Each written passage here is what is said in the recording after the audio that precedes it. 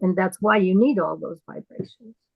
Because what will happen, I don't care where you are in your growth and development, you will resonate to whatever is going on. Because if you were becoming great spiritual beings, okay, and you got some kids, well, pretty soon, if you were growing up to this level, and what they used to think when it started in the 60s was you got nirvana and then you were always in nirvana forever from then on. Well, it don't work that way.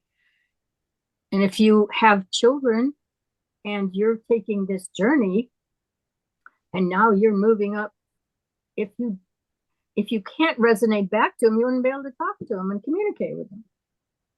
You would have moved out of their range and it was permanent, but it doesn't work that way. In other words, I guess I could go back to using the example of Christ. If he was that ascended, if he was that advanced, and as you advanced, you never came back down, he wouldn't be able to communicate with anybody and do anything. But it doesn't work that way. We resonate the totality of the energy we are at whatever level, and we can play it up and down as things sound. You can relate to them, and and like I said, if not, then you wouldn't even be able to communicate. Does that make any sense to anybody? Mm-hmm. Questions? Would that be the same kind of in a relationship with a master disciple? Like the master needs to be able to come back down to the disciple's level to kind of, is that when you use the example of Christ, that's what immediately popped in my head. Is like if he was so evolved, he couldn't come back and kind of connect with the common, he probably wouldn't have had disciples, I guess.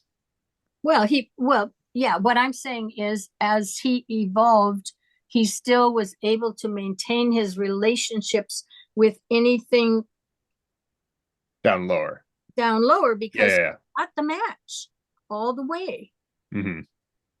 Does that kind of explain it? Yeah. Because yeah, and so you're just like masters probably that are dealing with certain ashrams, so on and so forth. Yes, they can relate or understand who you are. They may not choose to go interact with you, but they've got that sense of what it is. Otherwise, you would just not be, if you grew and it was capped at every level as you're growing, and now this is shut off from you, you wouldn't be able to relate. But that's not the issue here. The issue here is supposed to be from the bottom to the top is open and conscious, and you make contact with the monad eventually. Okay. And then it should be the desire or the union with my father and I are one. Okay. So I'm figuring what he meant was from the top to the bottom of my feet, Christ, we are one. And that although I have the oneness up here, I can use it over here to pull Lazarus out of the ground. Okay. Or I can use, I don't know where the food making capacity is, that channel that they talk about in Life and Teachings. But in other words, I can get to that point where I can take this energy and shape it, put it in the category of a bread loaf, and it comes out a bread loaf. Again, I use casual terminology for this kind of stuff, but it's a matter of he could run up and down that scale. And I think in Life and Teachings, the mother of Just, no, whose mother is it? Anyway, the woman who comes back at Christmas generally, or so on and so forth, who had said she wanted to go further up to learn more. And then the remark was made, and she is very useful and helps explain things to us. But she comes and goes. And when you get to talk life and teachings, and they basically explain the trans migration, or whatever they call it, by using the concept of the water with the ice. In other words, lowering that vibration and keeping it calm there while you make the move. And then you can reignite it wherever you are. And that's so you've gone from one couch to the next, but there's a lot of distance between them. And interestingly enough, they generally never recuperate that body, according to those books, till dusk. And then that body fades and it reunions with the body that they saw over here already in the daytime. But when dusk comes, this one seems to fade away wherever it is, and you reunifies over here. It's the best I can tell from what I'm reading is that, but in other words, that's learning to move up and down the scale, which certainly in the United States in the last 4 years, they're talking about going to 4 or 5D all the time. You know, you've heard it. And then they're talking about the beds operate in 4 and 5D. And then at times they will say, you know, for people, well, even in life and teachings, the people who got healed by the main people in that book who were from India or Tibet or wherever, the ones who healed when they walked through a village and stuff, that just automatically healed the people. It's the people who believed. The people who did not believe were the ones who did not get healed, is what they have said. And so it was the shutting off of and the capping of their limitation. This is their thought pattern, and it's not going to happen. So it doesn't happen to them. Others, very open, then that energy could flow and go in. And the ultimate healing, to really understand it, is, and Life and Teachings makes it very clear, your form,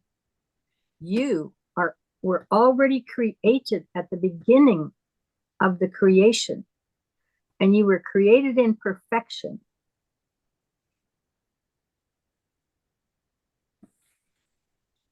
And so when you're making the journey back up, you are making that journey to your perfection that is already there.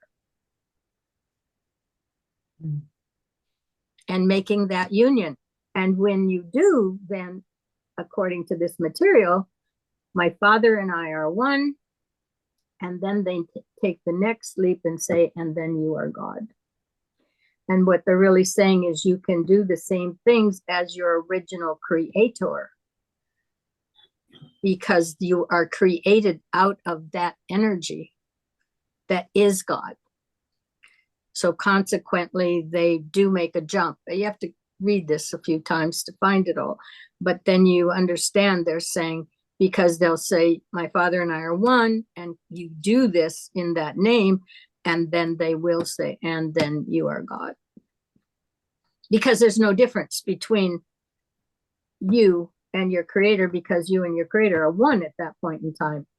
So they make the leap that then you are also the creator. But that is a long way off for most of the humanity that we know.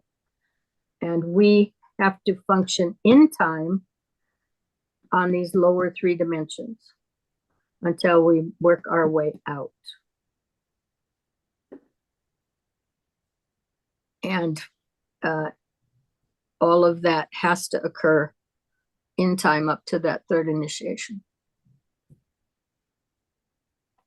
Doesn't mean you don't live in time afterwards, because you will. Because you've just barely made the touch with the spiritual triad.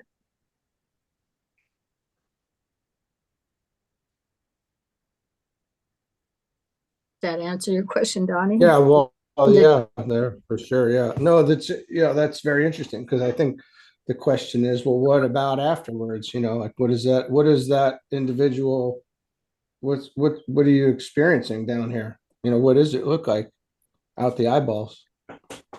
Well, I think a whole lot of, yeah, because it isn't really eyeballs anymore. It is um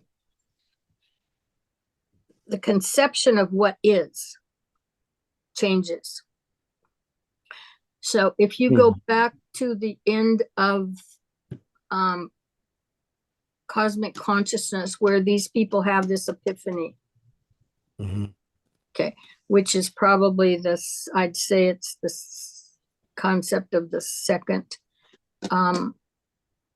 they realize, because generally these have been people, they're worried about this or they're stressed about that, or they've been going to some church which is driving a concept of perfection down here. Okay, got to be perfect, blah blah blah blah, you were born in sin and all this crap. They realize everything is okay, and they know that everything is as it should be. Okay, so they've moved into understanding what is, and then there is not the emotional distress. There is not the lack of acceptance of the world as it is. And we certainly have a willingness not to believe it's okay. And I'll go back to being an astrologer. Okay, so you get somebody who's got whatever set of planets they have, and they run into somebody who's quite different than they are. So those planets are squared each other, so they're challenging each other down here. And so this party over here cannot possibly accept that party because they're doing it wrong. And they don't know what this is, and so on and so forth. And I mean, almost everybody lives it initially at some point, because they've been brought up to do it a certain way. That's the pattern they have. That's their operating system. And now over here, there's somebody else who was brought up with a different pattern of doing things. And each of them knows they're the only one who's right, because that's what their operating system says. And I ain't doing it like that. That's the wrong way to do it. And this person over here, that's what they learned from their parents. So it was the right way, and it's their pattern. So as long as you're fighting those battles, that's a set of battles. As you move up and you understand more of the entire system and you start to see it, it's not going to bother you, because it's all part of it. One of the first things in astrology I try to say to people is, look, all those people out there doing whatever they're doing, the life force is sustaining them just like it's sustaining you. So figure it out. If you've got God giving them life, and God is giving you life, and He's given life to everybody else here, whether you see Him and you like Him or not. Okay. But that comes naturally the farther you move up that chart you got on the wall. And the energies that are in it are more inclusive, if you will. You want to look at it that way. But you don't worry about it anymore. That's not your concern, is reprimanding all these people down here because they're doing something wrong or something like that. This is the playpen. Does that answer any of it, Donnie? Sure. So do you understand now that you probably got into some of that area? Sure, yeah, definitely. So, DK will do that for sure. so that was the answer to your own question. Right. That is the changes that occur. And they'll come gradually, normally. You know, you'll have a little epiphany here and there that are a little bigger. What DK indicates is that when you get up into that spiritual triad, first of all, down here, you look for meaning. What does this mean? What does that mean? And where do you bounce it off of? You bounce it off actually a lot of times in your head. And who's answering you? It's your soul. And what is it answering? Getting its answers from is the composite of the experience you've lived to date.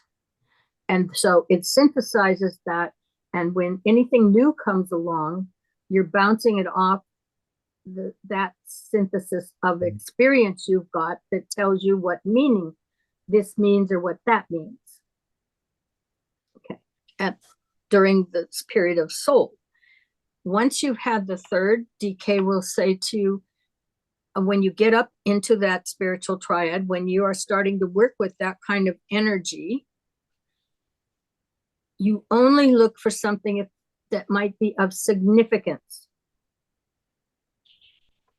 So I suppose the way you would recognize something like that is, for example, if you're lying around in this big universe and you're looking up there and here comes an asteroid, that would be significant.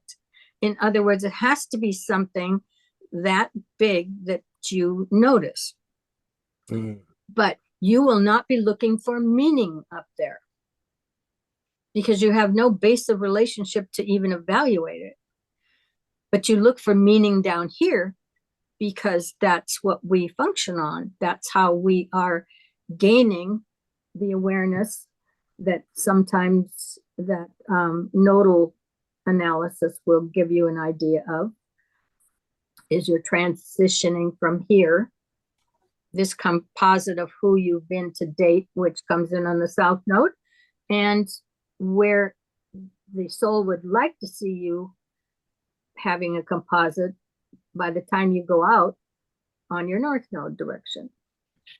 That's kind of, you know, sometimes it'll happen, sometimes it won't, I'm sure. But the nodes are super interesting because I think you can actually start to see yourself in them at some point and recognize that, oh yeah, well that happened and I did get to that point at that, you know, and I've been working. Oh, that's how that worked out. That's the movement from the south to the north, like you witness, you know, you can see it how it played out. Yeah. Yeah. And I have a number of clients who they'll read it and then they'll think about it for a while and then I'll get a note back or something. Yeah, you know, that really makes sense. And I've seen some of them who've made some real heavy duty shifts. They were intentional shifts. They wanted it earlier, but they couldn't get there. But now that they're there, they're thinking about, whoa, what did I do? Because I really rerouted myself out of my first 30 years of direction and everything I was building, and it was working great. And it's what I wanted. But now I made this choice over here, which has really put me somewhere else. But they were trying to get there. They couldn't. But then now they've gotten there and okay, well, yeah, you know, now this really makes sense. Now I understand why I've made this dramatic shift.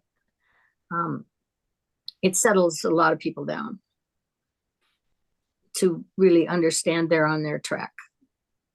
Well, one of the most interesting things that I want to say interesting, profound maybe, was reading through the laws as they're laid out, and then because you know how the information comes in later, where it synthesizes and we kind of understand it through invocation, evocation. Well, as the laws that DK lays out, like the law of attraction and synthesis and, you know, vibration and cohesion and all these laws, And then as you see those, the whole thing starts to come together in a completely different way. Like, oh, like you're like, it's just such a shift. I don't know. It is a big shift, but um, to where you can see it how your life went, and then also on others. So, well, this is what you're attracted to, and that's the road you're going down, and that's the road you're going to continue to go down until the law of attraction and repulsion.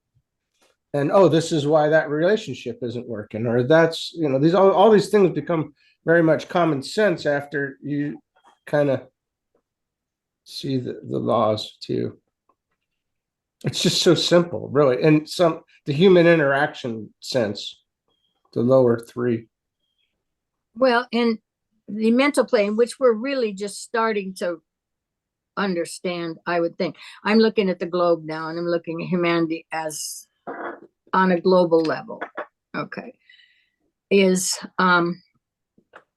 That's where those laws are. Because you don't have that in the astral plane. You have fluidity, but you do not have concretization. That is key to understand, is that he talks about when you hit the mental plane now, and that's why I keep saying 2 and 2 is 4 every time on the mental plane, because we've got a concrete foundation with a system of order. 2 and 2 can be 39 on the astral plane. We hear stuff that's made up. We're living it. And so this is that, and whatever, we're trying. There's a very concerted effort on this planet right now is to mix all this up down here on these lower levels.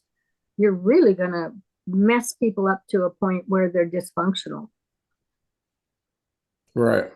Yeah, for sure. Right. And the group of people that they want to move their gender and then fill them with hormones every day for the rest of their life, trying to balance it out. If you looked at that group and the long-term goal, it's for them to be dysfunctional and not really be able to have any concrete, stable line of lineage here, because you've just messed up all the hormones and then have to try to shove pills in them, whereas our normal growth and evolution is, then we come to the mental plane and we start to see some consistency. That is why 2 and 2 is 4. This is why you've got protractors and